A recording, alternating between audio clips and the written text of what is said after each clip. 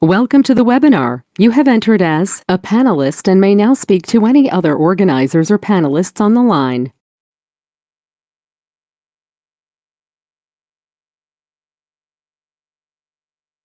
The broadcast is now starting. All attendees are in listen-only mode.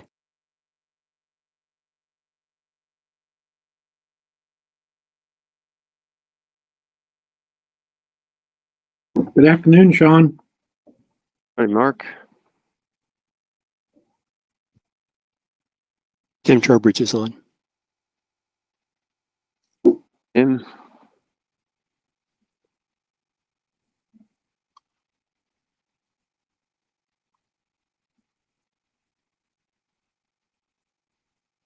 Tim here. Looks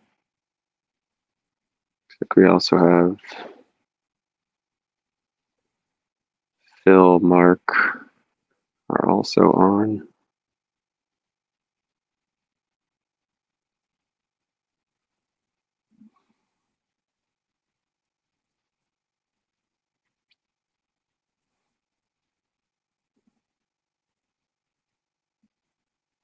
Mark, it looks like you and I have similar decor in our respective libraries here. Yeah, I like your color green. Mine's been this darker green for about 20 years. I think I need to change it. Well, you can't see it very well, but the other way. Can you see the duck hunting stuff in the picture over my shoulder there? Uh-huh. Yeah, it's a still life my father-in-law put together and took a picture of. So, Well, we have very similar taste. If I showed you around my little workroom here, if you can see in the back, and it's really cluttered, there's a lot of my fishing stuff there. oh yeah, I do see that over there. Yeah. Yeah, I'm not smart enough to figure out how to hide my background, so.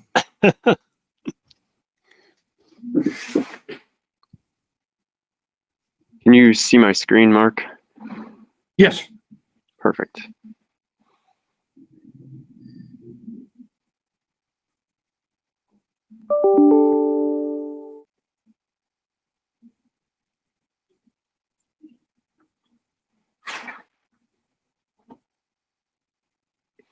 Hey, Becky.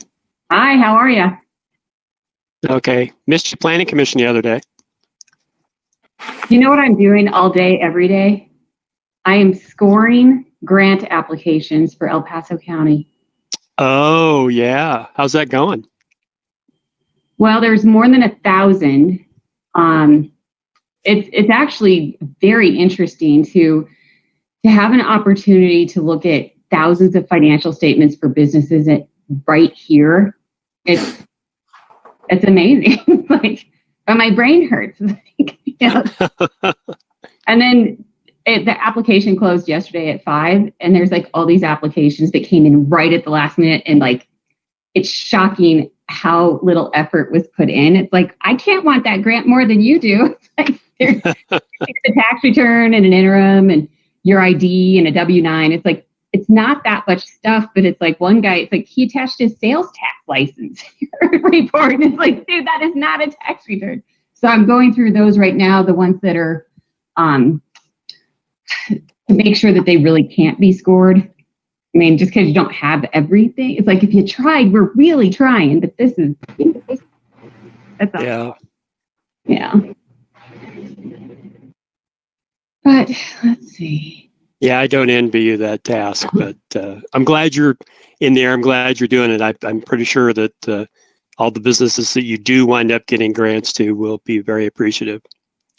Yeah, what's interesting is we're just we're the collection, and then we have a rubric, so there's a score, and then El Paso County makes the decision. So it's kind of a nice setup where it's like I don't decide anything.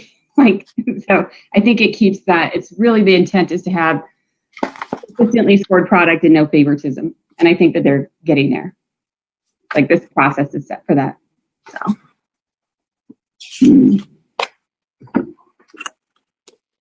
Okay, well, hi everybody. I was just skimming through the names of people are here. I see we've got obviously Becky and Tim.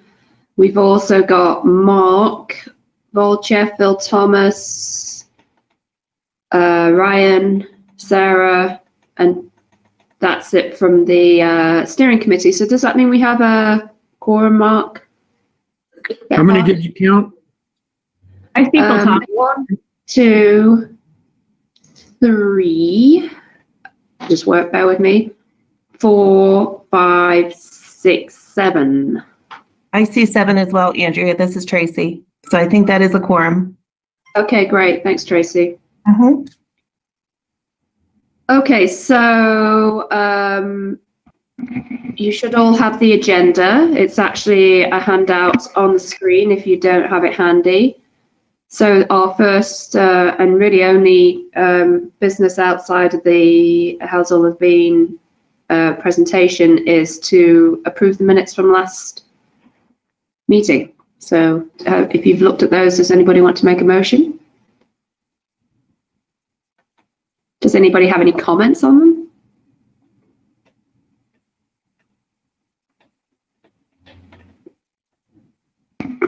I'll move Not approval. hearing. Okay, do we have a second? Second. That Sarah seconded. So Becky made the motion, Sarah second. I'm going to assume everybody's in favour, but if somebody is not in favour, please say something now. Great. Okay, that passes then unanimously. And now we're just going to move on to Hazel Levine to give us an update of the Planning Commission and Board of County Commissioners presentation you did, and also where we go from here. Yeah, before Hazel Levine gets started, Craig Dossey's unable to attend today because there's a Board of Commissioners hearing that's gone over the agenda. And that really then also affects our ability to have Facebook Live, since there's only one place to actually do that. Lauren has provided some input or provided a method so people can view the presentation through YouTube going forward. So we hope we haven't lost anybody. It's just occasionally these meetings overlap each other. And the one question we have is, yep.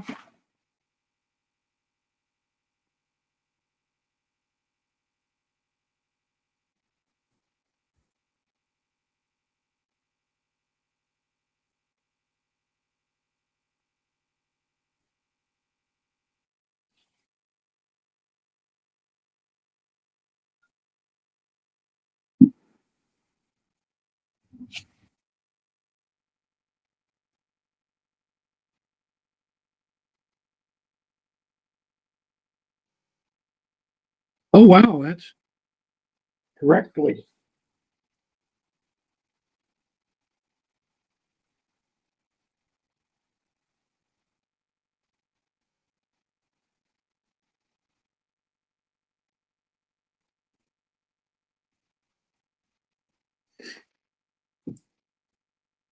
All right, Mark, anything else?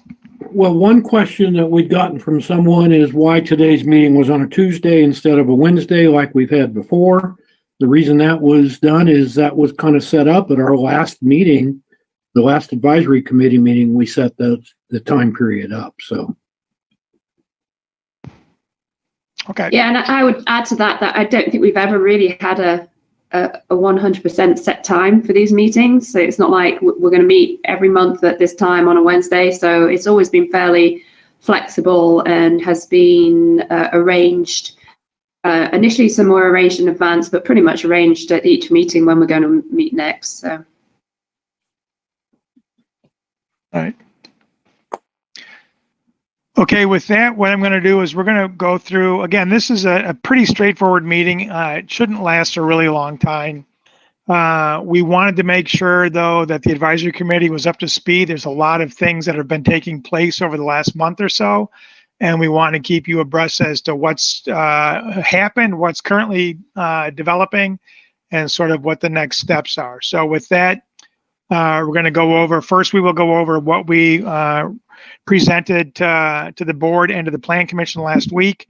And then we're going to go over and provide a high-level overview of how the plan structure is coming together, the likely table of contents sort of by chapter, and then an overview, general outline as to the content of what each one of those chapters will be providing, so that as these things begin to come online in draft form over the next month or so, you sort of have an idea on what to anticipate. So I'm going to jump into this, and Sean can jump in as well. I'm remote from my home office. Sean is back in our office in Chicago. So the first thing we want to do is go over Board of County Commissioners and Plan Commission update, which was done last week. So we'll go over that first. Can everybody see the screen? I don't know. Yep. Sean, go ahead and go to the next piece. So the things that we reviewed with the Board of County Commissioners and the Plan Commission is stuff we've been reviewing with you consistently over the last several months. So the areas of, go back. The areas of change, the key areas, the place types, and then an overview of public engagement to date with all the outline and engagement that we've done. All right. John, go ahead. Okay, the first thing we reviewed with them, again, is the areas of change map. You've seen this before several times, several different iterations as we've gotten feedback from you and revised it.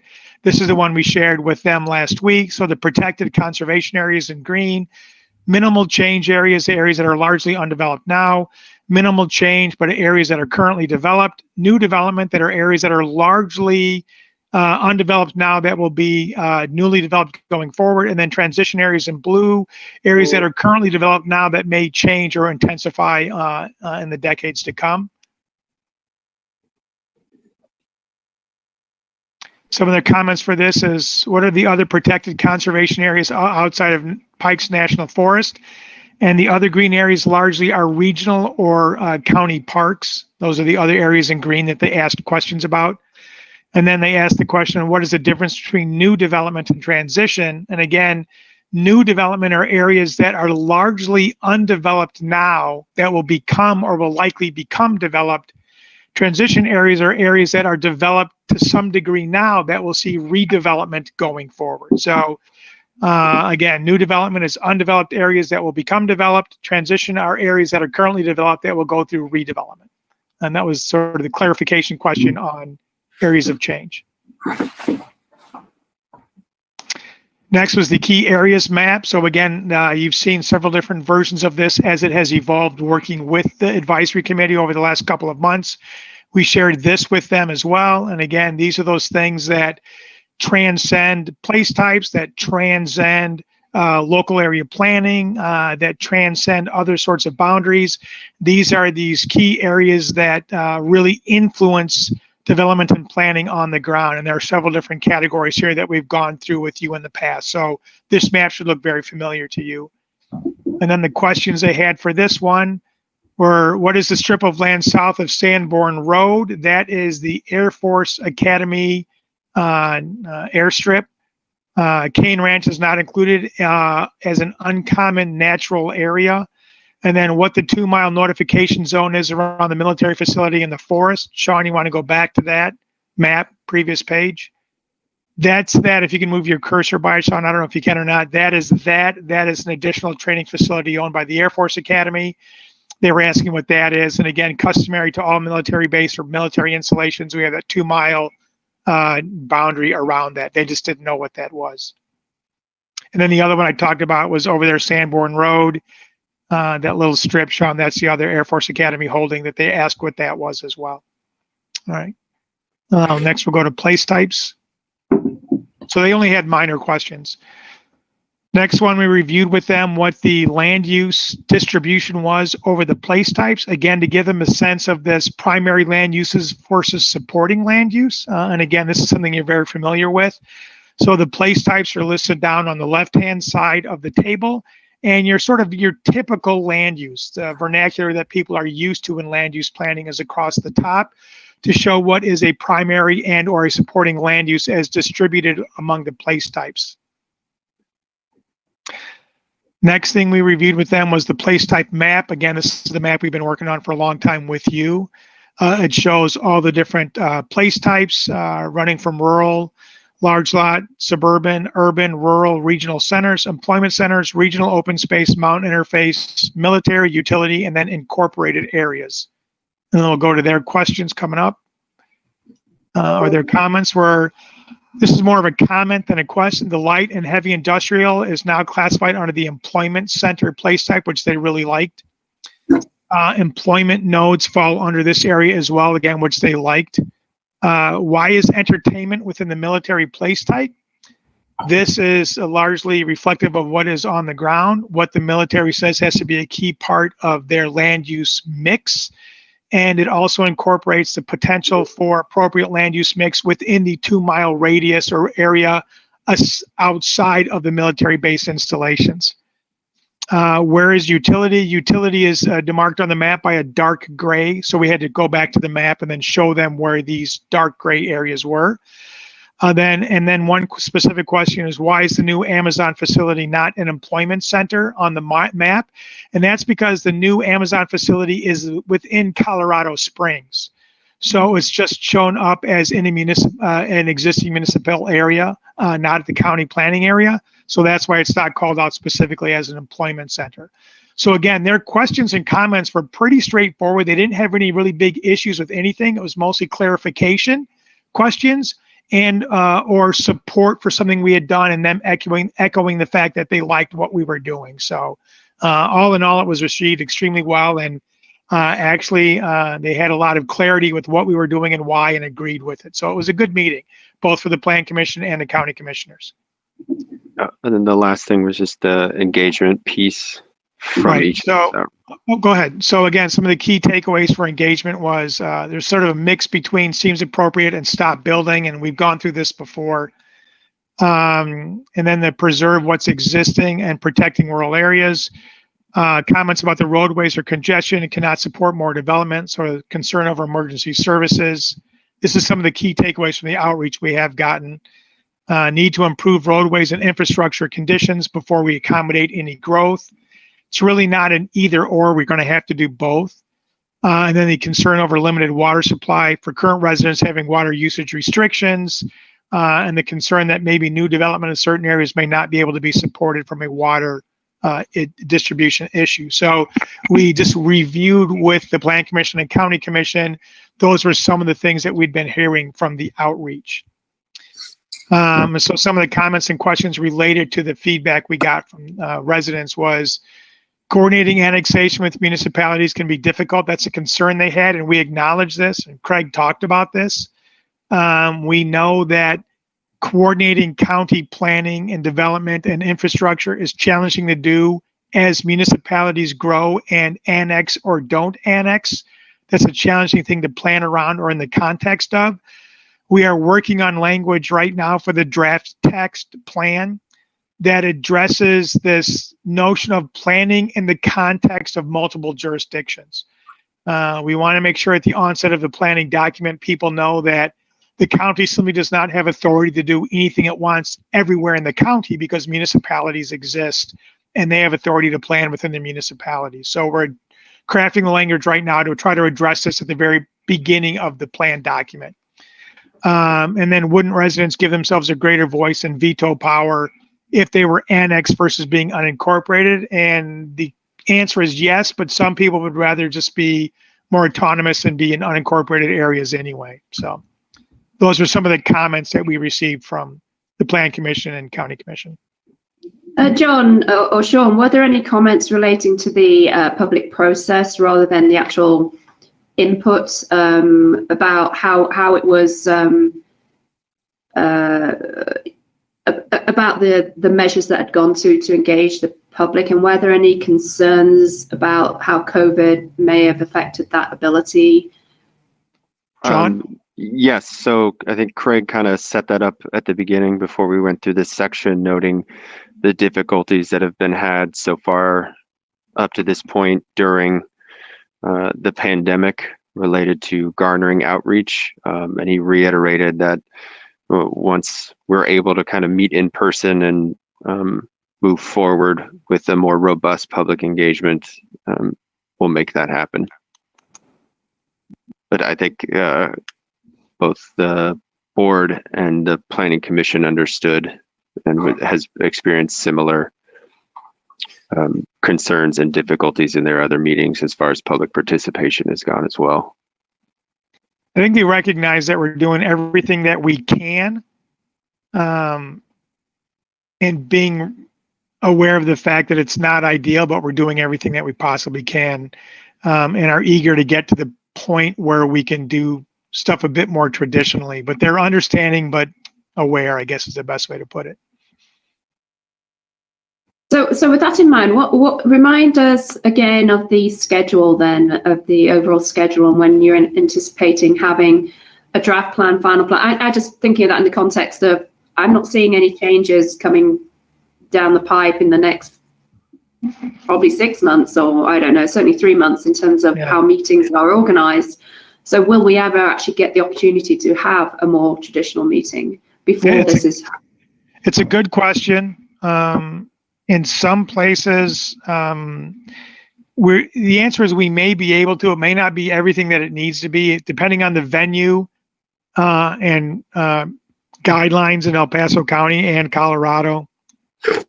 If we can get people into a venue, whether it's timed like an open house type of thing where people can come in, see boards, make comments, or if it is a situation where people can come sit in an auditorium masked, but stay 6+ feet apart when they're seated there for like a quick hour, then leave, and we can do a 20-minute presentation, then take questions or something. We don't know yet. We're willing to do whatever we can that the county feels comfortable and safe doing. If we cannot pivot to a more traditional one, we'll have to do the best that we can remotely, and we're prepared to do that. Don't know, again, you're asking great questions and nobody really knows this.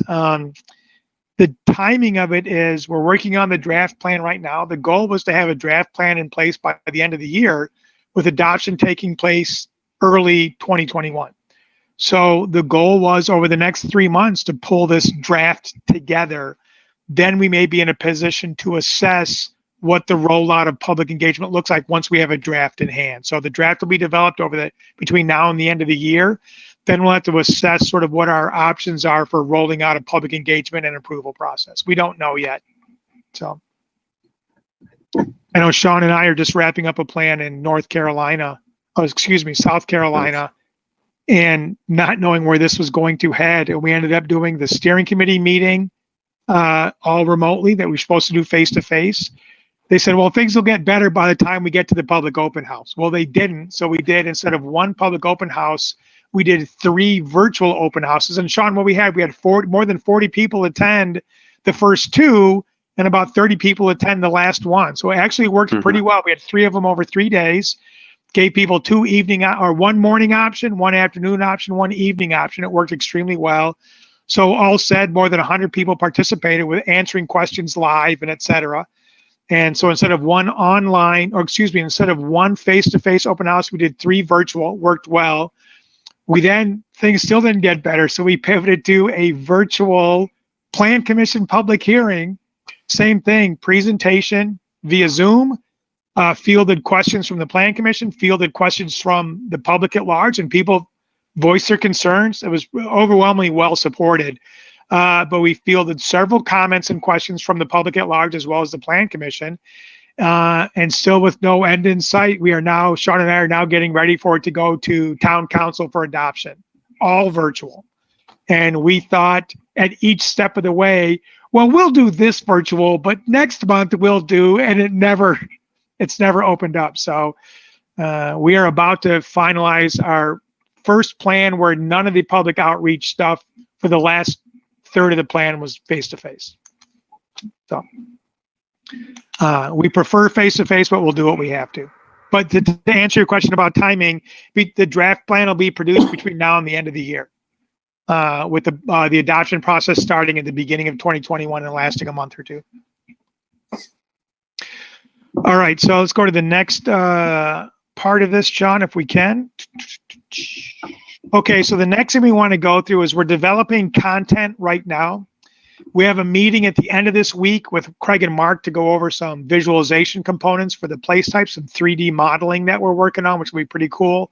We've been working on that for a while now. We have a meeting like I said, at the end of this week to begin to go over that with Mark and Craig.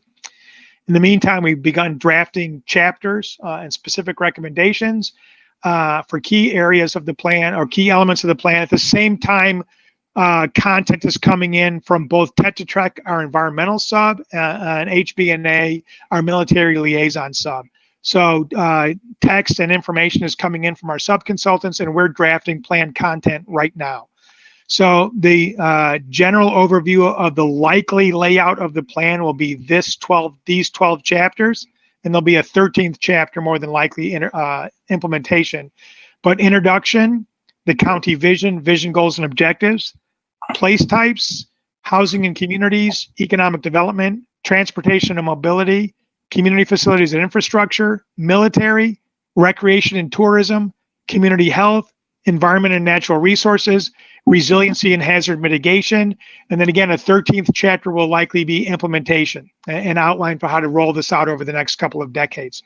But this is the general outline that we are working toward and developing content for right now to meet the statutory requirements as established by the state of Colorado, as well as to exceed those standards and cover everything we think we need to cover for El Paso County. But this is how we're organizing it.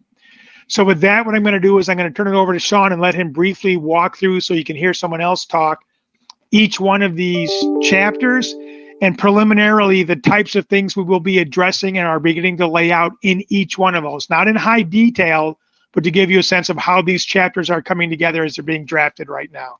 So Sean, with that, I'm going to turn it over to you. Thanks, John. So chapter 1, introduction. Basically, we want to kind of hit the ground running, really emphasize first and foremost what the purpose of this plan is, how important this master plan is to El Paso County itself, not only due to the fact that it's been several decades since the last complete one has been updated, but as well relating to the immense amount of growth that the county is expecting, over the next 20 or 30 years, to emphasize really what this plan is for and what it can do. And so building off of that is the commitment to the environment. That component we've discussed several times with this group, emphasizing the important and critical role the natural environment and the resources here in the county play to kind of every factor in every industry. So a section dedicated to that. Then again, planning in a multi-jurisdictional context. This is something else we've discussed with this group several times. The critical coordination and collaboration among the municipalities, the military installations, PPACG, the state, DOT, all the different jurisdictions that really play a critical role in the day-to-day function in the county. Then the plan process. That's more typical. The steps it's taken to adopt the master plans, starting from kickoff with staff to the first advisory committee meeting, down to public outreach, to the development of the existing conditions report, all the way down to drafting the plan where we're at now through adoption. So just outlining what that process has been, and then a community profile to provide regional context, where the county's located, where it's been, where it's going in terms of demographic, and then the high level community engagement summary as well. So that's chapter 1. Chapter 2 is the county vision, the vision statement, the overarching desired future for the county that's been kind of drafted and crafted and refined through not only coordination with staff and you all, as well as through the public visioning workshop that we hosted, and then those goals, those long-range ambitions to help get to that vision. Place types, you've seen a lot of these components already. The place-based master plan, what the place types approach is about, how it can be used, how it differs from your typical land use plan, and then breaking out those areas of change, the place types and the key areas, what those key components are, and how they're going to serve the county moving forward. Then it's housing and community. So the key part of this is the housing communities framework. This takes the residential component of the place types into another level of detail, looking at policies for specific areas in the county. Then housing mix, those appropriate options. Should the county be largely single family detached moving forward? Where are areas that we can incorporate other types of housing to support those other types of residents that are living across the county? Affordability, same sort of thing, ensuring that all residents can live safely and comfortably. They can afford to live and work in the county. And then environmental compatibility. What does residential development look like in terms of environmental impact? Again, relating it back to protecting those really critical natural resources. Then economic development, similar to housing and communities, there will be an economic development framework looking at key commercial and employment areas, providing those important and more detailed policies and recommendations. Business growth, supporting the employers that exist here, as well as encouraging new employers to come, where those are, what types of processes and workflows can be done by the county and its other collaborating agencies. Then commercial development, same thing, where are those key commercial opportunities throughout the county. And then workforce, looking at continuing to develop and strengthen the large workforce base here in El Paso County. Transportation and mobility. This chapter is one that is building off of several recent projects and plans that have been done. The 2016 Transportation Corridors Plan that the county did. The state has a couple public transit projects that were recently completed, plans and studies. So just kind of separating those out and looking at them from kind of three different perspectives. Roadways, vehicular traffic, where are those improvements? What are they? Public transportation, looking at it from a public transit perspective, and then active transportation, how to continue to support and strengthen opportunities for cyclists and pedestrians. 7 is community facilities and infrastructure, local government, those county practices and coordinations with other jurisdictions, all that collaboration that has to happen for the county to continue to function. Public safety, those emergency services, fire, police, medical services, and education, looking from the county public schools to coordination with the universities and colleges in the region as well. And then infrastructure, looking at water, wastewater, and then private utility concerns. So again, looking back in terms of water and wastewater, the county's recently completed water master plan as well will be a large component of this section. Then military, for this we have, again, HBNA as a sub-consultant coordinating. They were part of the joint land use study.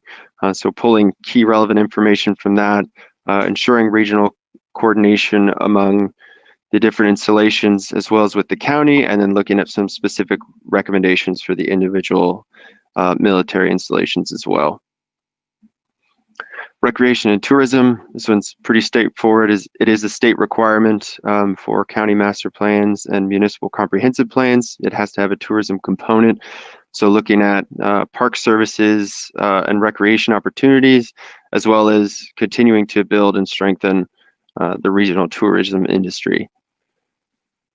Community health, again, another section that relates back to several recently completed studies. So the community health section really building off of the county's health indicators report, as well as the community health improvement plan, continuing to pull key recommendations and strategies forward from that.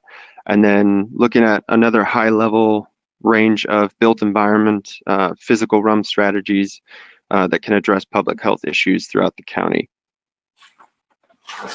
Environment and natural resources, this begins to look at again, that deeper dive into, the environmental component, water features and quality, those water bodies that are prevalent throughout the county, a similar perspective taken from key land areas, wetlands, the areas owned by the Bureau of Land Management, as well as by the state of Colorado.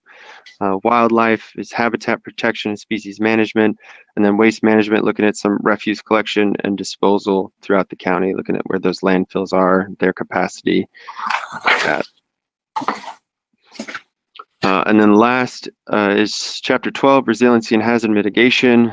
Again, building off some recently completed resiliency plans and studies, looking at the natural hazards that can be prevalent throughout the county, wildfires, droughts, things like that, disaster response, coordinating with the County Office of Emergency Management, those services that they offer and provide, really highlighting and coordinating those, and then resiliency, looking at future resiliency plans and some opportunities there. And then the last one, as John mentioned, is the final chapter, which will be related to implementation, working on how we can turn all of these recommendations into actionable strategies. And that will come at the very end of the planning process, once we've coordinated and kind of reviewed and revised policies and recommendations in all these other chapters. So then with that, questions? I was going to say a big part of this, and it becomes pretty clear when you lay out an outline for the entire document, is the range and the volume of material that is going to be and needs to be covered. If it is simply a dump of everything we can think of, it's not going to be a usable document. It's not going to be consumable by the general public. It's not going to be an effective guide for the Plan Commission, and it's not going to be an effective policy foundation for the board of commissioners. So a big challenge of this isn't addressing place types, isn't addressing transportation. It's how best to address everything as a package. So it's one of the things that we can ferret out as things begin to come together, which they have been over the last couple of months. So again, one of the takeaways from this presentation is not that you're expected to remember all this, but a lot's coming together, and it's important that we deliver it in a way that's meaningful, and that's what we're working on right now. So again, I know it's a lot. We're not looking for sort of like any constructive or crazy feedback. We're just trying to give you a sense of how it's coming together and what's being done. And this is our first shot at really laying out with a general outline for each chapter what the anticipated 12 to 13 chapters will likely be as it's coming together now. John, a couple things. Based upon the Planning Commission and Board of Commissioners presentation, and thank you all for many of you that attended, which we had a pretty good attendance for that. We provided and sent out to the whole mailing list all the videos and background going forward for that. And I believe that asked for comments up to September 14th on any of those documents. I believe we received one comment from a planning commissioner. I'm not sure that Hauser Levine's got any other comments yet sent to them separately. We have not yet. So this is an opportunity for any of those folks here that have any specific questions on those presentations, because they go in much greater detail on place types, areas of change, and key areas with the videos, and especially those that may be listening in the audience, if you're able to listen, to provide those comments directly to us. One of the things John had said, the original project had a planning time period to try to have adoption in a December time period. And John had talked briefly about a draft going forward in that. So we're working to try to accomplish both of those goals, and I don't know that we can have the actual adoption process in December. I want to remind everybody that this is Planning Commission's adopting, unlike South Carolina that it has to go to the Board of County Commissioners or the City Council member. And it does also require 2 hearings by the Planning Commission for adoption that have to be advertised and scheduled going forward. The challenge being is, and we might have some interest in having some of this discussion of having that virtual open house experience that you had in South Carolina, and see how that'll work here. One of the questions through this discussion is, can we have an open house if we somehow have remote distancing, perhaps at Centennial Hall, or a presentation occurs there? That's maybe possible, but we need to see where the county is going in the future and whether we have those public meetings going forward. Right, and we're working right now on sort of a refined suite of virtual or online outreach engagement platforms. And we're working on one of those is a virtual open house to replicate sort of the tactile experience of going to an auditorium and seeing posters on easels and talking to people. And we're trying to replicate a little bit better interface to more effectively replicate a community workshop in an open house. So we're working on that right now. So if time comes at the end of the year, and again, we want to get the draft in the can by the end of the year, knowing that the first of the year, January, February, we will be going through the revision, public open house, public hearing, adoption process. And if need be, we will have a much more interactive and effective open house platform to roll out at that time. So if that's the environment we are in, we will be prepared. We'll be prepared long before then, but we'll be prepared for this one. I'm curious, Mark, or anybody else, has the county gone through any other public hearing adoption of something process virtually yet? Or would we be the guinea pig? Well, the Board of Commissioners right now, and they have a meeting right now that's not totally virtual.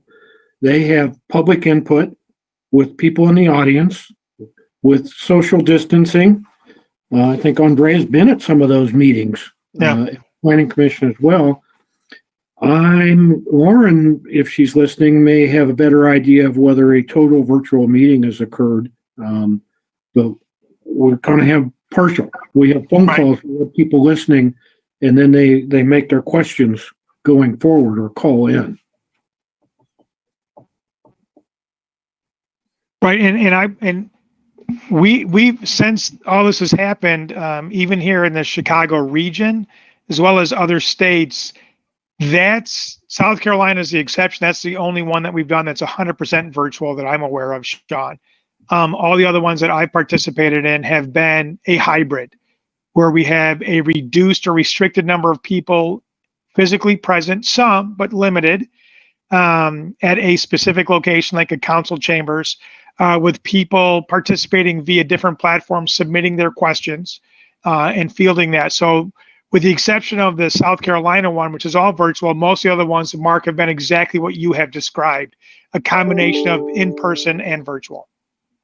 So at a minimum, I foresee that. I do not foresee a 100% virtual. I foresee more than likely at a minimum a hybrid for El Paso. You never know, but that's my guess.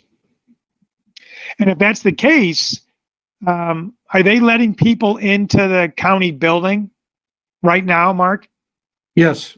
Okay, then what I would imagine at a minimum also is, even if we did an online open house, a virtual open house before the end of the year, we could replicate whatever those boards were or documents were that were provided virtually that could be printed and put on easels in that rotunda atrium area at the county building, allowing people to come in on their own, masked, go up and see them, fill out a comment card, and leave it there. So I think we could easily do both offerings, an online and a virtual, even if the face-to-face one wasn't manned, we could set up stations and people, pretty self-explanatory.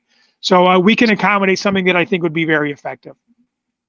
Yeah, I just point out that the meetings are not actually held in the regional building, which I think you're probably referring to. They're held at Centennial Hall now, which is the county's meeting room auditorium. It's much larger. Right. But there is space there. There is a kind of foyer area where you could put boards up. But I think it could work because the room is actually very large that the county has available. Yeah, and so I'm confident. Even if you go to like the auditorium where we presented before to the county, even if it's the area up in the far back above the seats, you could put in a series of stations or something. So I think we could do something extremely effective and very nice. Yep. So,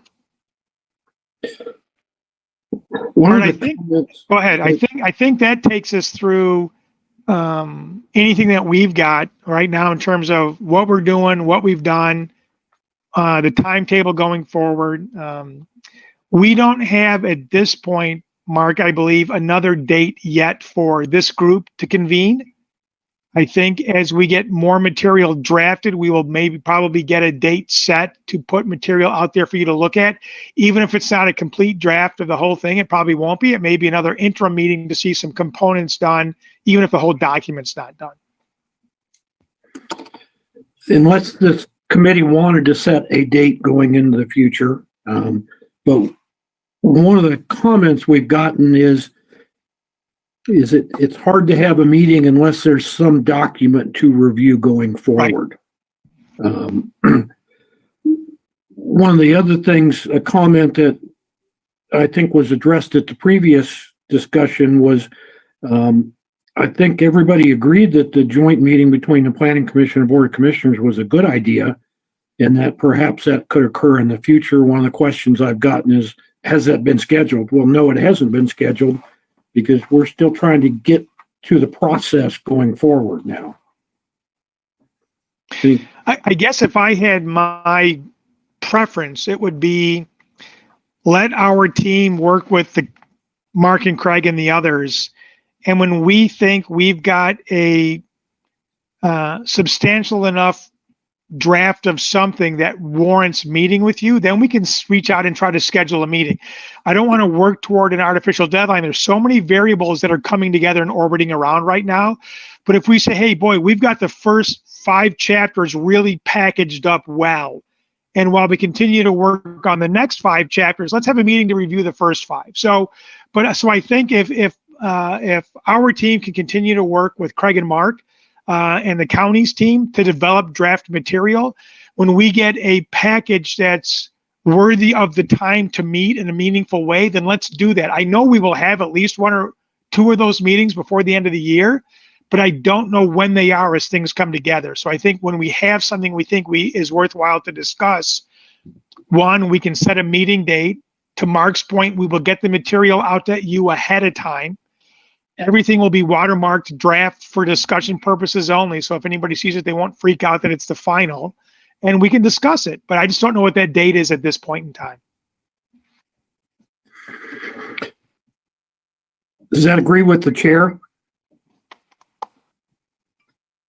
Okay.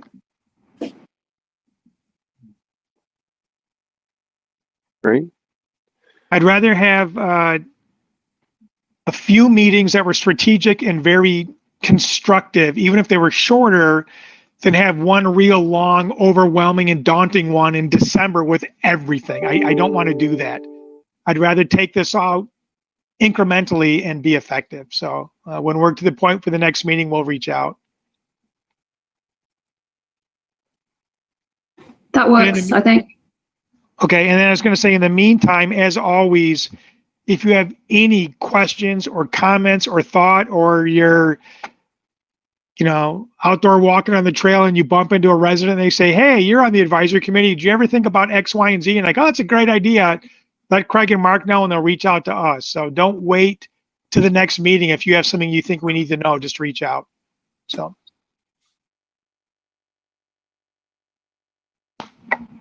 Yeah, any other questions before? Otherwise, we're good to go. All right. Okay. Thanks, Lauren. Yeah, thanks. Thank you, John and Sean, for that overview. I think that was helpful in terms of setting it up for when we do actually get to talk about the draft chapters, the details there. So, and breaking it up in smaller chunks is a good idea. So, any comments from the steering committee? Questions? All right. Good. Well, thank you, everybody. Thanks, everybody. Thanks. Bye. Bye-bye.